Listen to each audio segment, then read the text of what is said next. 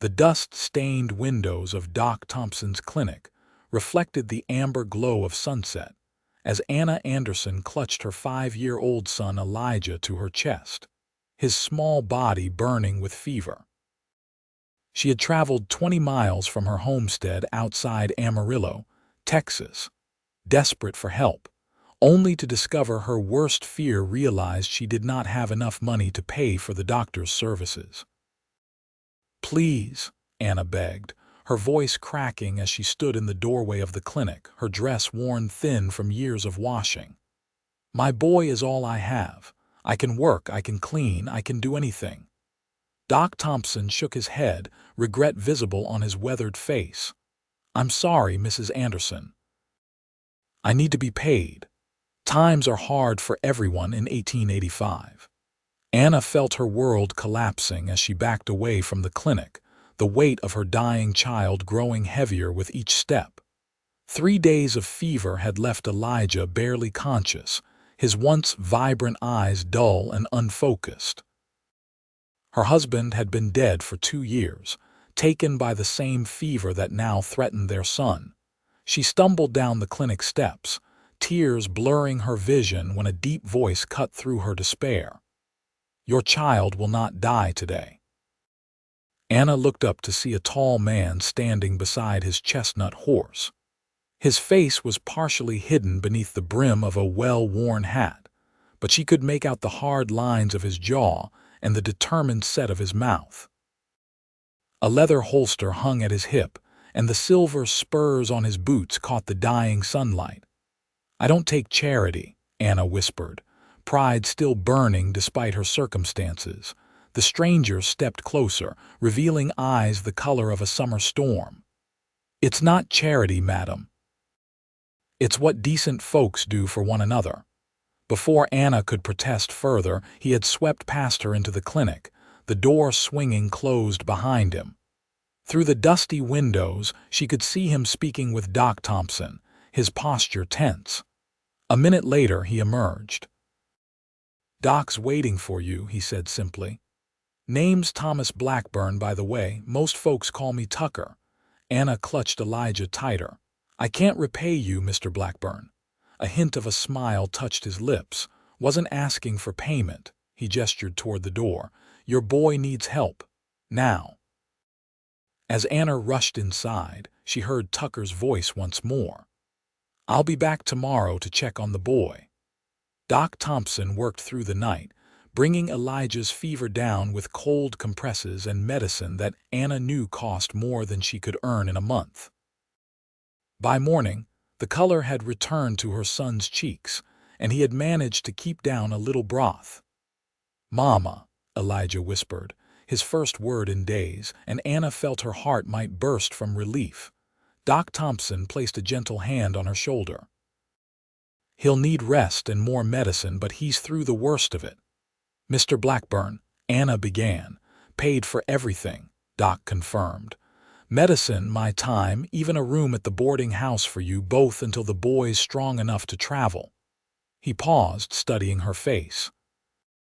"Tucker's not one to throw money around. Never seen him do anything like this before." "I don't understand," Anna said.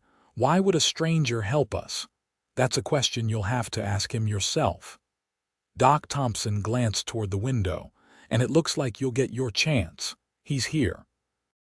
Tucker Blackburn stood in the doorway, hat in hand, looking uncomfortable under Anna's gaze. His clothes were clean but worn, the mark of a working man rather than a wealthy one.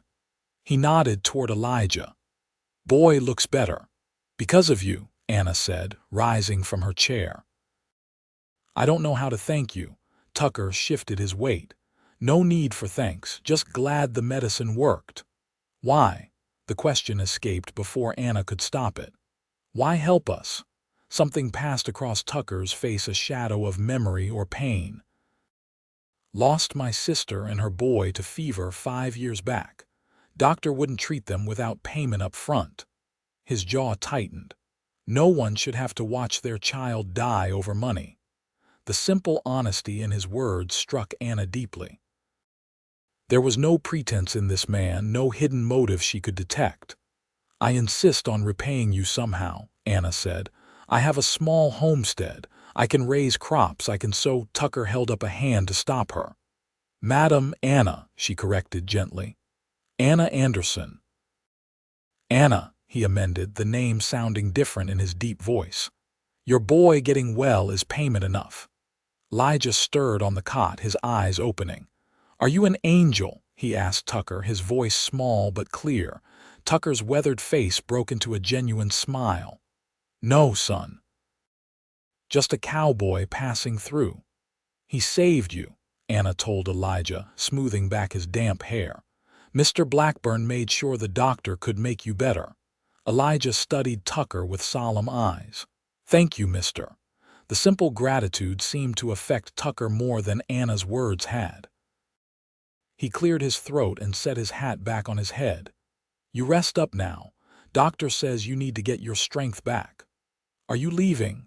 Anna asked, surprising herself with the hint of disappointment in her voice.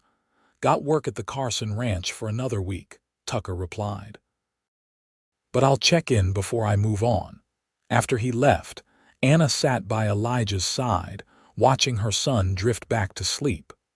For the first time in years, she allowed herself to really look at a man, not just see him, but truly look. Tucker Blackburn was not handsome in the conventional sense, but there was something compelling about him. Perhaps it was the kindness that seemed at odds with his hardened exterior, or perhaps it was simply that he had given her hope when she had none. The next day, Tucker returned with a small wooden horse for Elijah, carved with surprising skill. Something to keep you occupied while you heal, he explained as the boy's face lit up with delight. Did you make this? Anna asked, admiring the craftsmanship. Tucker nodded. Passes the time on long rides. It's beautiful, she said, meaning it. Not so much, he demurred, but she could see he was pleased by her praise. Over the next few days, as Elijah grew stronger, Tucker became a regular visitor. He would arrive in the late afternoon, sometimes bringing small gifts, a bag of peppermint sticks, a book of adventure stories, and staying to read to Elijah until the boy fell asleep. Anna found herself looking forward to these visits more than she cared to admit. There was something comforting about Tucker's presence, a steadiness that reminded her of the mountains she had glimpsed on the horizon during their journey west years ago. On the 5th day, Doc Thompson pronounced Elijah well enough to leave his care. Keep him resting for another week and make sure he takes all the medicine, he instructed. Thank you, doctor, Anna said, gathering their few belongings. I still don't know how we'll get back to our homestead. I'll take you, Tucker said from the doorway where he had arrived moments before.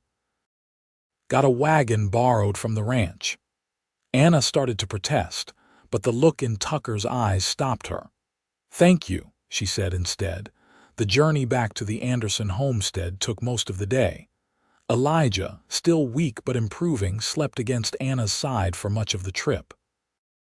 Tucker handled the team of horses with skilled ease, occasionally pointing out wildlife to Elijah when the boy was awake. As they crested the final hill, Anna felt a pang of apprehension. She had left in such haste that the homestead had been neglected for nearly a week. The small garden would be withered, the chickens hungry if not taken by predators. But as the wagon pulled up to the modest cabin, Anna gasped. The garden had been tended, the chicken coop was intact, and smoke rose from the chimney. What? She began, looking at Tucker in confusion. Mrs. Jenkins from the next homestead, he explained. I rode out here when the boy first took ill to make sure things were looked after. Tears sprang to Anna's eyes. You thought of everything. Tucker looked uncomfortable with her gratitude. Neighbors help neighbors out here. It's how we survive. We're hardly neighbors, Anna pointed out. You didn't even know me. Maybe not, he conceded, helping her down from the wagon, but I'd like to. The simple statement hung in the air between them, weighted with unspoken meaning. Anna carried Elijah inside. finding the cabin clean and a pot of stew simmering on the stove. A note from Mrs. Jenkins welcomed them home and promised a visit soon. Tucker brought in their things and lit the lamps as evening approached. "I should be getting back," he said, standing awkwardly in the doorway. "Please stay for supper," Anna found herself saying. "It's the least I can do." He hesitated, then nodded. "Much obliged." They ate at the small table, Elijah chattering with more energy than he had shown in days.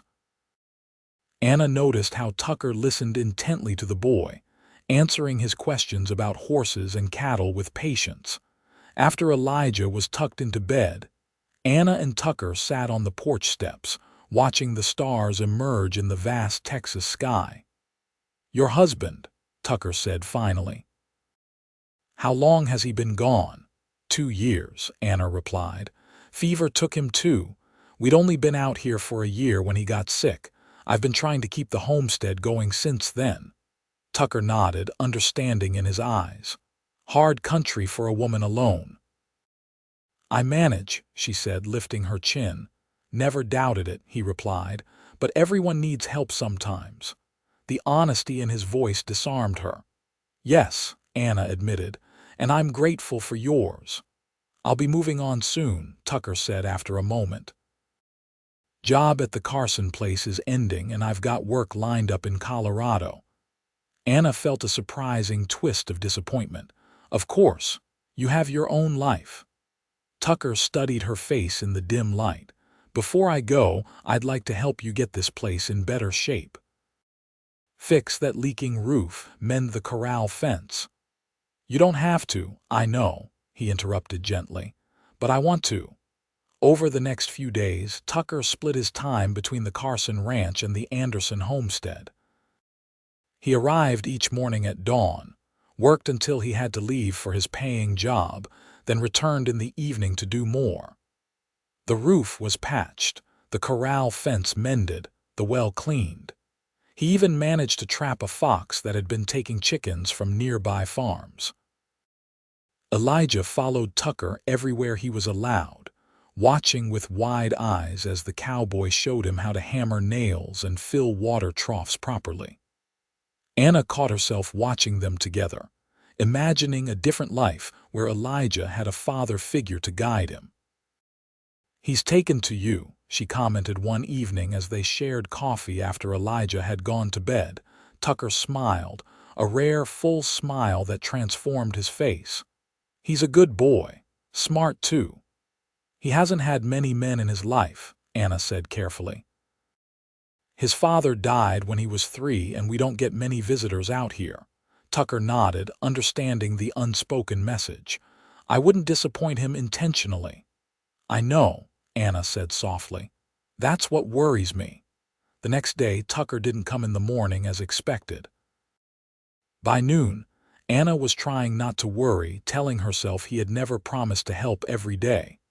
But when evening fell with no sign of him, she found herself standing on the porch, scanning the horizon.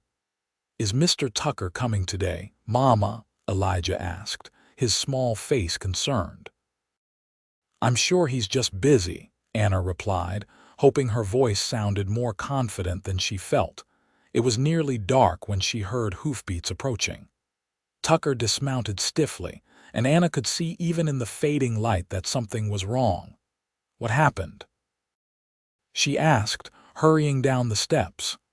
"Nothing to worry about," he said, but his voice was tight with pain. "Just a disagreement with a bull at the Carson place." As he stepped into the light from the open door, Anna gasped. His left arm hung awkwardly at his side, and blood had soaked through his shirt. "Inside now," she ordered, taking his good arm and guiding him to a chair. Tucker didn't protest as she helped him remove his shirt, revealing a deep gash across his shoulder and what appeared to be a dislocated joint. "The bull caught me against the fence," he explained as Anna examined the wound. "Threw me pretty good before the other hands could distract him." "This needs stitches," Anna said, already gathering supplies, "and that shoulder needs to be set." Tucker raised an eyebrow. "You know how to do that," My father was a doctor back east, Anna explained, heating water on the stove. I assisted him often enough to learn a few things. Why did you leave? Tucker asked, clearly trying to distract himself as she cleaned the wound. Anna's hand stilled momentarily. My husband, James, had dreams of a place of our own, land we could pass to our children. She resumed her work, carefully washing away the blood. The war had left him restless, and my father didn't approve of him. So you chose love, Tucker said quietly. Yes. Anna threaded a needle. This will hurt. Tucker nodded, his jaw set. He didn't make a sound as she stitched the wound, though sweat beaded on his forehead. The shoulder next, Anna warned. I'll need to pull it back into place. Do what you need to, Tucker said, his eyes meeting hers with trust that humbled her. Anna positioned herself behind him, placing her hands carefully. On 3. 1, 2.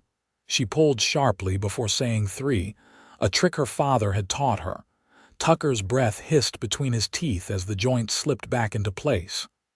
That wasn't 3, he managed after a moment.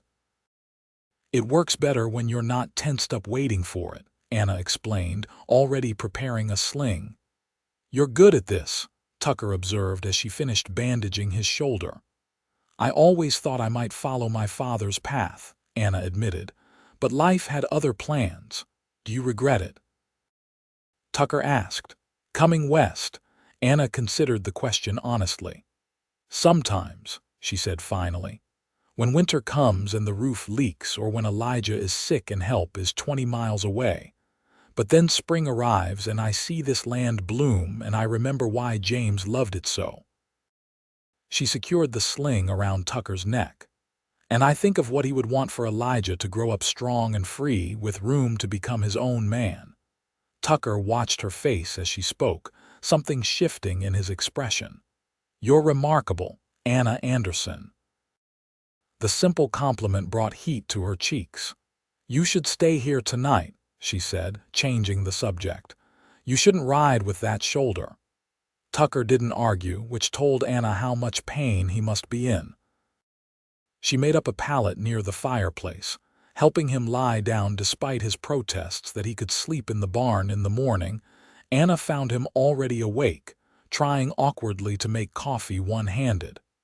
You should be resting, she scolded, taking over the task.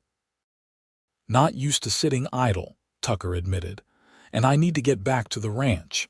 Last day of work. You can't work with that shoulder, Anna protested.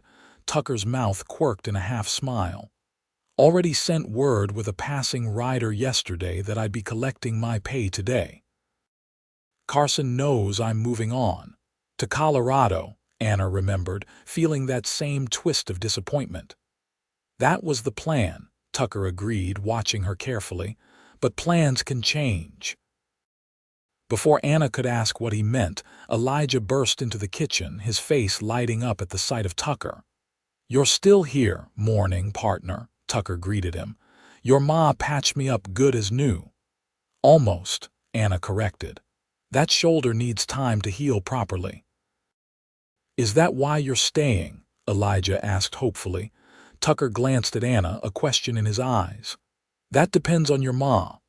What do you mean? Anna asked, her heart suddenly beating faster.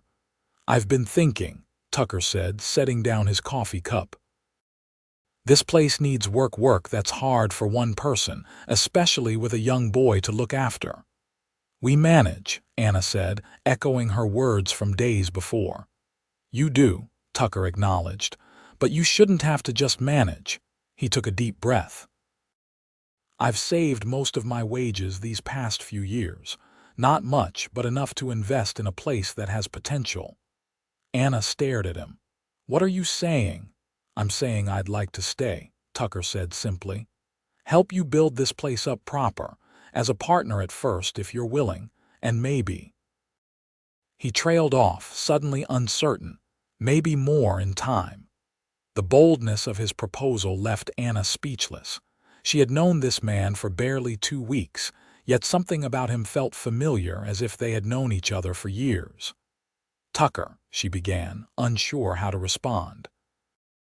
I know it's sudden, he said quickly, and I'm not asking for promises, just a chance to show you what kind of man I am, to be part of something that matters. Elijah looked between them, sensing the importance of the conversation. Does this mean Mr. Tucker would live here, with us? In the barn at first, Tucker clarified. Until I can build a proper bunkhouse. Nothing improper, Anna, you have my word. The sincerity in his voice convinced her. It would be a business arrangement, she said carefully. A partnership. To start, Tucker agreed, relief evident on his face. And I'll earn my keep. I know cattle and this land could support a small herd with some work. I've thought of that, Anna admitted, but I couldn't manage it alone. You're not alone anymore, Tucker said, the simple statement carrying more meaning than the words themselves. The next few weeks passed in a blur of activity. Tucker collected his pay from the Carson Ranch, purchased supplies in Amarillo, and set to work improving the homestead. He slept in the barn as promised, though he took his meals with Anna and Elijah in the cabin. Word spread quickly about the cowboy who had taken up with the widow Anderson. Mrs. Jenkins, a kindly woman in her 60s who lived 2 miles away, made a point of visiting regularly, her presence serving as both support and chaperone in the eyes of the community. People will talk, Mrs. Jenkins warned Anna one afternoon as they watched Tucker and Elijah repairing the chicken coop. A single man living on a widow's property. Let them, Anna replied with more confidence than she felt. It's a business arrangement. Mr. Blackburn is helping me build up the homestead in exchange for a share of future profits. Mrs. Jenkins gave her a knowing look, and that's all it is. Anna couldn't quite meet her neighbor's eyes. For now. The truth was, Anna found herself thinking of Tucker in ways that had nothing to do with business. She noticed the way the sun bronzed his skin, how his rare smiles transformed his face, the gentleness in his hands when he helped Elijah with chores. At night, she would lie awake, remembering the day they met, how he had stepped forward when no one else would, declaring that her child would not die that day. For his part, Tucker kept his distance, always careful to maintain propriety. He never entered the cabin without being invited, always kept his shirt buttoned properly around Elijah, and made sure Anna was never uncomfortable in his presence. But sometimes she would catch him watching her with an intensity that made her breath catch. As summer progressed, the homestead began to transform. Tucker built a proper corral and small stable, then traveled to a nearby ranch to purchase 6 cows and a young bull, the beginning of their herd. The garden flourished under Anna's care, and for the first time since James died, she began to feel hopeful about the future. In late July, Tucker announced he needed to make a trip to Amarillo for supplies. "I'll be gone 2 days," he told Anna as he saddled his horse. "Maybe 3 if the weather turns. We'll be fine," Anna assured him, though she had grown accustomed to his presence. Mrs. Jenkins said she'd stop by tomorrow. Tucker nodded, then hesitated. "I've been thinking," he said finally. "It's been nearly 2 months since I came here. Has it?" Anna asked, though she knew exactly how long it had been. "The partnership is working well," Tucker continued, "but I wonder if you've given any thought to what comes next." Anna's heart quickened. "What did you have in mind?" Tucker looked uncharacteristically nervous. "I think it might be best if I speak to Reverend Wilson while I'm in town about building a proper house here." "We have a house," Anna said, puzzled. "A family house," Tucker clarified, "with room to grow." Understanding dawned on Anna.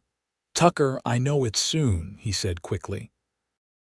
"But I've never been one to wait when I know what I want, and I want a life here with you and Elijah." He met her eyes directly. "I want us to be a family, proper and legal." Anna felt tears spring to her eyes, unexpected but not unwelcome. "Are you asking me to marry you?" Not very well, Tucker admitted with a rueful smile. But yes, that's what I'm trying to do. You barely know me, Anna whispered. Tucker shook his head. I know everything that matters. I know you're brave and fierce when it comes to your boy. I know you work harder than anyone I've ever met. I know you're kind even when life hasn't been kind to you. He stepped closer. And I know that every morning when I wake up, my first thought is of seeing your face. The simple honesty of his declaration moved Anna deeply. I never thought I would feel this way again, she admitted. After James died, I believed that part of my life was over. And now, Tucker asked, hope evident in his voice. Anna took a deep breath. Now I find myself looking forward to tomorrow in a way I haven't in years because of you. Tucker's face broke into that rare, full smile. Is that a yes? It's a maybe, Anna corrected gently. Ask me properly when you return from town. Tucker's smile didn't dim. Yes, madam, he said, tipping his hat. I'll do just that. The day after Tucker left, dark clouds began to gather on the horizon. By evening, a summer storm had blown in, bringing heavy rain that beat against the cabin roof. Anna was grateful for Tucker's repairs as she listened to the thunder rumble overhead. Elijah, excited by the storm, pressed his face to the window. When will Mr. Tucker be back, Mama? Tomorrow, if the weather clears, Anna replied, though she was beginning to worry about the rising creek that separated their homestead from town. The storm continued through the night and into the next day. By afternoon, Anna could see that the creek had overflowed its banks, making the road impassable. Tucker would have to wait until the waters receded. As she was explaining this to a disappointed Elijah, a knock at the door startled them both. Anna opened it to find Mrs. Jenkins's son Robert soaked to the skin. Ma sent me to check on you, he explained, stepping inside. Creek's running high. We're fine, Anna assured him, but I'm worried about Mr. Blackburn. He's in town. Robert nodded, saw him yesterday. He's staying at the hotel until the water goes down. He hesitated. Ma also sent me to warn you, there's been talk in town. What kind of talk? Anna asked, though she could guess. Nothing specific, Robert said uncomfortably. Just some of the men wondering about your arrangement here. Blackburn set them straight, but you know how people are. Anna felt a flare of anger. Mr. Blackburn has been nothing but honorable. I know that, Robert said quickly. And Ma does too, but folks need something to gossip about, I reckon. He glanced toward the window. I'd better get back before the creek rises more. Ma just wanted to make sure you were all right. After Robert left, Anna tried not to dwell on his warning. The opinion of small-minded gossips shouldn't matter, she told herself. Yet she knew that in a small community like theirs, reputation was everything. The creek remained high for 2 more days. On the morning of the 3rd day, Anna woke to clear skies and the sound of hoofbeats. She rushed outside to find Tucker dismounting from his horse, his face lighting up at the sight of her. Thought that creek would never go down, he said by way of greeting. We were worried, Anna admitted, suddenly shy in his presence. Tucker's expression softened. Missed you too, he said simply. That evening, after Elijah was asleep, Tucker asked Anna to join him on the porch. He had changed into clean clothes and even attempted to tame his usually unruly hair. I've been practicing what to say, he admitted as they sat side by side on the steps. But now that I'm here, none of it seems right. Just speak from your heart, Anna encouraged him. Tucker nodded, taking a deep breath. When I first saw you that day in Amarillo, holding your boy and facing down the world with nothing but courage, something shifted inside me. I've been wandering since my sister died, taking jobs here and there, never staying in one place. But watching you fight so hard for Elijah made me want to fight alongside you.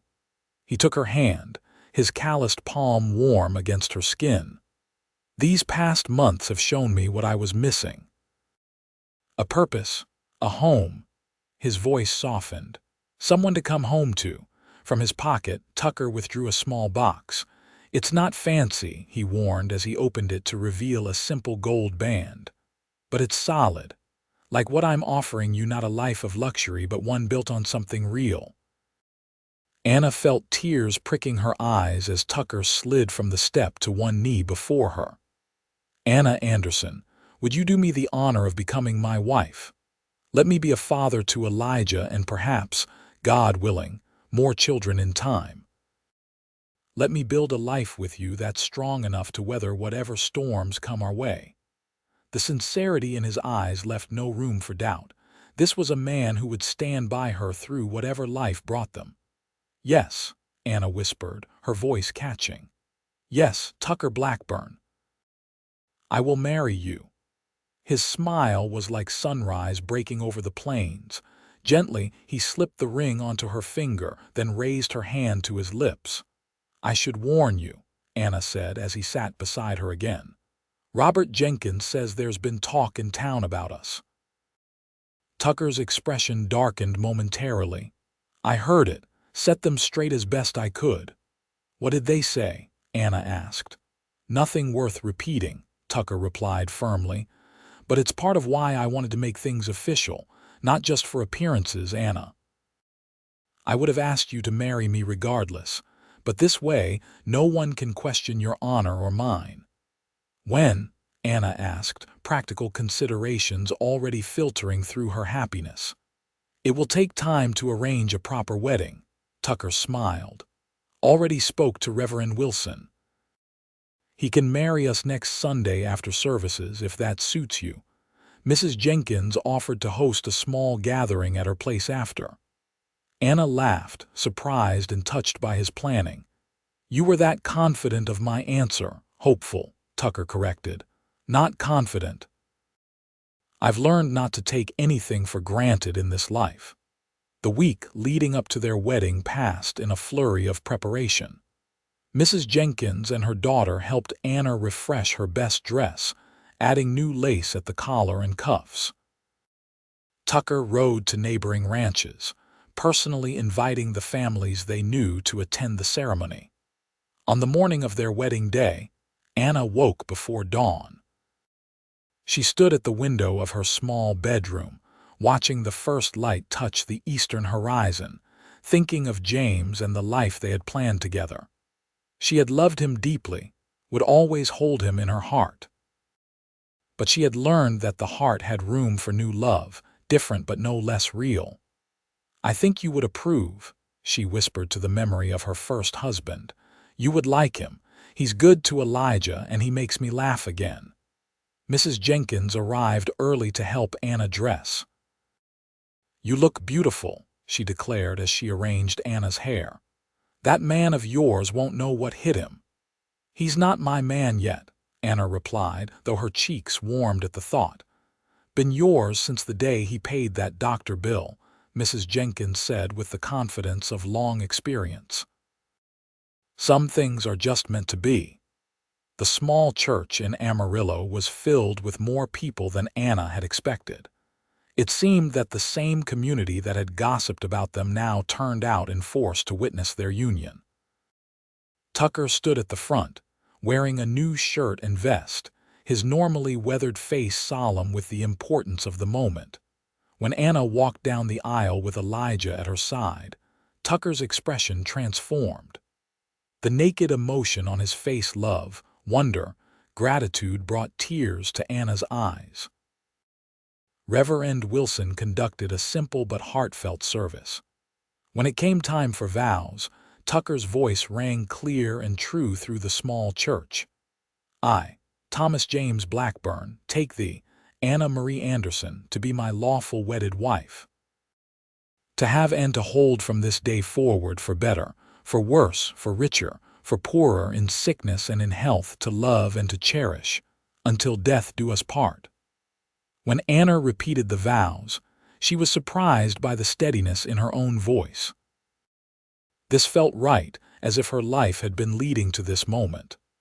"By the power vested in me," Reverend Wilson pronounced finally, I now pronounce you man and wife.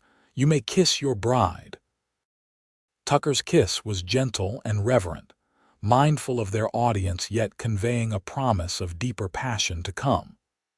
When they turned to face the congregation as Mr. and Mrs. Blackburn, Anna felt a surge of joy unlike anything she had experienced in years. The celebration at the Jenkins farm was lively, with food contributed by neighbors and music provided by local musicians. Anna watched as Tucker danced with Mrs. Jenkins, his usual reserve softened by the happiness of the day. "Mama," Elijah said, tugging at her skirt. "Does this mean I can call Mr. Tucker Pa now?" Anna knelt down to her son's level. "Would you like that?" Elijah nodded solemnly. "He taught me to ride and fish and whittle. That's what Pas do, right?" "Yes," Anna agreed, her heart full. "That's what they do. But you should ask him if it's all right." Elijah didn't wait, running directly to Tucker as he finished his dance. Anna couldn't hear the exchange, but she saw Tucker's face as he knelt to speak with Elijah, saw the way his eyes glistened with emotion before he pulled the boy into a tight embrace. Later, as they were preparing to leave, Mrs. Jenkins pressed a small package into Anna's hands. "Wedding gift," she explained with a knowing smile. "Something for later." Anna blushed when she discreetly peeked inside to find a nightgown of fine cotton, far more elegant than anything she owned. The ride back to the homestead was filled with a strange new tension. They had agreed that Elijah would stay with the Jenkins family for 2 nights, giving them a brief honeymoon. Now, as they approached the cabin alone, Anna felt both nervous and eager. Tucker helped her down from the wagon, his hands lingering at her waist. "Wife," he said softly, as if testing the word. "Husband," Anna replied, enjoying the way his eyes darkened at the sound. He lifted her into his arms suddenly, carrying her toward the cabin door. "I believe this is traditional," he explained at her surprised laugh. Inside, Tucker had prepared a surprise of his own. The cabin was clean, with wildflowers in a jar on the table and a bottle of wine, a luxury Anna couldn't remember last enjoying. "When did you do all this?" she asked, touched by his thoughtfulness. "This morning before dawn," Tucker admitted. "Wanted everything to be perfect for you." Anna reached up to touch his face, the day's growth of beard rough beneath her fingers. "It is perfect," she said, "because you're here." Their first night together as husband and wife was a revelation. Tucker was as gentle in his lovemaking as he was in his care for Elijah, showing Anna a tenderness she had not expected from a man of such physical strength. Later, lying in his arms as moonlight filtered through the window, Anna felt a peace she had almost forgotten could exist. "Happy?" Tucker asked, his voice rumbling against her ear where it rested on his chest. "Yes," Anna replied simply. "Are you?" His arms tightened around her. "More than I ever thought possible." In the morning, Anna woke to find Tucker already dressed, sitting at the edge of the bed watching her. "Been up long?" she asked, pulling the sheet around herself. "A while," he admitted, "like watching you sleep." Anna reached for him, drawing him back down beside her. "We have all day," she reminded him. "No need to rush." Their honeymoon was brief but precious. They spent the days working side by side, planning improvements to the homestead and discussing their future. At night, they discovered each other anew, building the foundation of a marriage that would need to withstand the harsh realities of frontier life. When Elijah returned, bubbling with stories of his time at the Jenkins farm, they settled into a new routine as a family.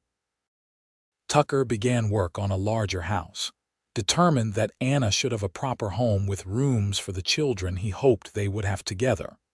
By Christmas of 1885, the framework of the new house stood beside the original cabin. Tucker had hired 2 men from town to help with the construction, paying them from his savings. Anna, to her delight and nervous anticipation, was expecting their first child. "A spring baby," Tucker said with satisfaction when she told him the news. "Perfect timing. The house will be finished, and the worst of winter behind us." "Are you happy about it?" Anna asked, still uncertain sometimes of her place in Tucker's heart. His expression softened as he placed his hand gently on her still flat stomach. "Anna Blackburn," he said, using the name that still gave her a thrill to hear. "Nothing could make me happier than building a family with you. Elijah has my heart already, and this little one will too." As Anna's pregnancy progressed, Tucker became even more attentive. He took over many of her heavier chores, insisting she rest more, and made sure she ate well despite the limited winter provisions. Elijah, excited about becoming a big brother, appointed himself her special helper. The new house was completed just as the first wildflowers began to bloom across the Texas plains.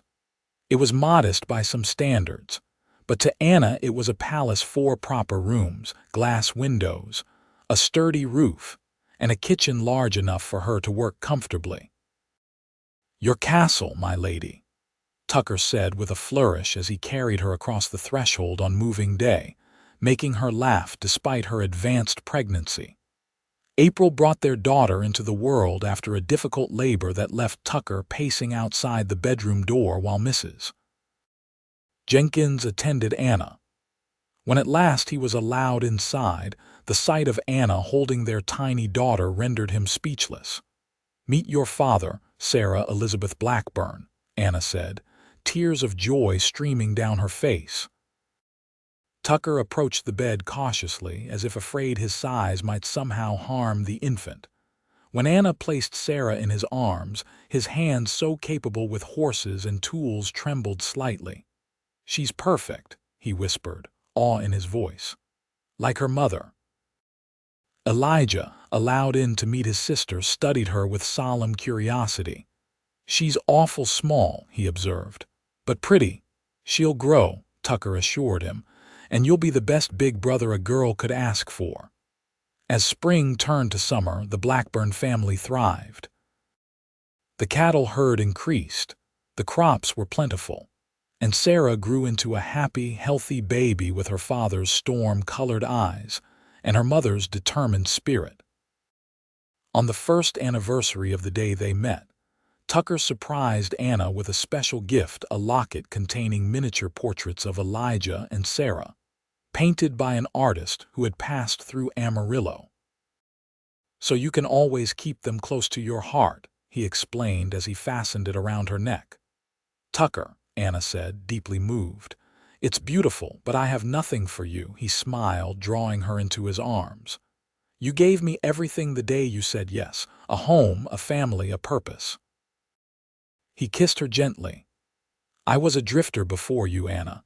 Now I'm a husband, a father, a man with roots." That evening, after the children were asleep, they sat on the porch of their new home, Tucker's arm around Anna's shoulders as they watched the stars emerge. "Do you ever think about that day in town?" Anna asked. "When Elijah was so sick." Tucker was quiet for a moment. "Often," he admitted. "I thank God I was there." "So do I," Anna said softly, "though sometimes I wonder why you did it. You didn't know us." Tucker turned to face her, his expression serious in the fading light. "When I saw you standing there, desperate to save your child but too proud to beg, something inside me recognized you. Not your face, but your spirit." His voice grew rough with emotion. "I couldn't save my sister or her boy, but I could save yours." Anna leaned her head against his shoulder, understanding now the full measure of his actions that day. "You did more than save him," she whispered. "You saved us both." Tucker's arm tightened around her. "And you saved me right back, Anna Blackburn. From a life of wandering, never belonging anywhere or to anyone." He pressed a kiss to her temple. "Home isn't a place. It's wherever you and our children are." As twilight deepened into night, Anna reflected on the journey that had brought them to this moment. From the depths of despair, at a doctor's door, to the quiet joy of sitting beside her husband on the porch of their home, watching over the land that was now truly theirs. All because a stranger had stepped forward when she needed him most, declaring with quiet certainty that her child would not die that day. "I love you, Tucker Blackburn," she said simply. His smile was visible even in the growing darkness. "And I love you, Anna Blackburn. Today, tomorrow, and all the days that follow." The years that followed brought both challenges and joys to the Blackburn family. The homestead grew into a prosperous small ranch, known throughout the region for its quality cattle. Tucker's skill with horses and Anna's clever management turned their partnership into a successful enterprise. Elijah grew into a fine young man, taking after Tucker in his love for the land and animals. Sarah was joined by two brothers, James Thomas, named for both their fathers, and William Robert, named for Mrs. Jenkins's late husband and son. In 1895, 10 years after Tucker had first declared that Anna's child would not die that day, they hosted a celebration at their ranch. Friends and neighbors gathered to mark a decade of the Blackburn Ranch, enjoying a feast prepared by Anna and her now teenage daughter. As twilight fell, Tucker found Anna standing alone by the corral, watching their guests dancing to fiddle music in the yard. "Happy?" he asked, slipping his arm around her waist. Anna leaned into his embrace, still marveling at how perfectly they fit together after all these years. "Very," she replied. "Look at what we've built, Tucker." Together, they surveyed their domain, the substantial house that had replaced their first modest one, the barn and corrals filled with healthy livestock, the fields of crops that sustained them through winter. But more precious than these material gains were the people, their 4 children, growing strong and true under their guidance. "Not bad for a drifter and a stubborn widow," Tucker said with a smile. "Not bad at all," Anna agreed, turning in his arms to face him. "Though I wasn't a widow when we met, just a desperate mother." Tucker's expression grew serious. "You were everything I didn't know I was looking for," he said softly. "Still are." After all these years, his words could still make her heart race. "And you're still the man who saves us," Anna replied. "Every day, in 100 small ways, we save each other," Tucker corrected gently. "That's what love is." As the music changed to a slow waltz, Tucker held out his hand. "Dance with me, Mrs. Blackburn."